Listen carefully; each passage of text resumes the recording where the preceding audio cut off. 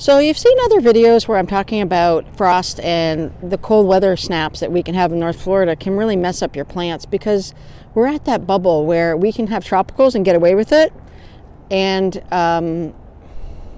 do plantings now at the end of December through December. We can have a winter garden, which is a really easier way to grow because the heat isn't there, the bugs aren't there.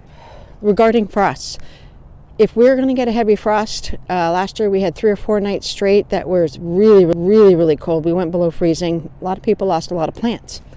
So this morning we have a frosty morning.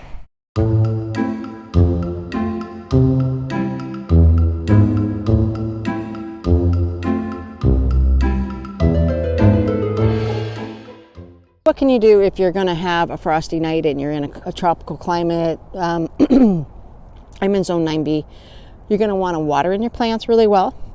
Make sure they've got a good soak before the freeze. If you're having a freeze, frosts are different. They're not quite as intrusive and challenging on the plant. So water in really well.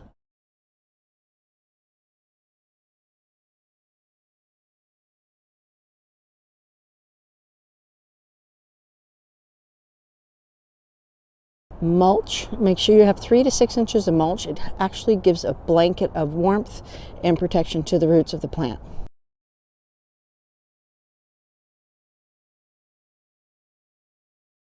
And if it's going to be a really lengthy freeze, you're going to want to definitely wrap the plant. There's a lot of frost blankets and other products on the market that I'll show you here. Found this one in a big box store. And the key to that is don't let the blanket touch the plant, because of that contact point it could sweat and or freeze, and then it'll cause dieback, that part where it touches the blanket, if a sheet, whatever you're using. And now you know.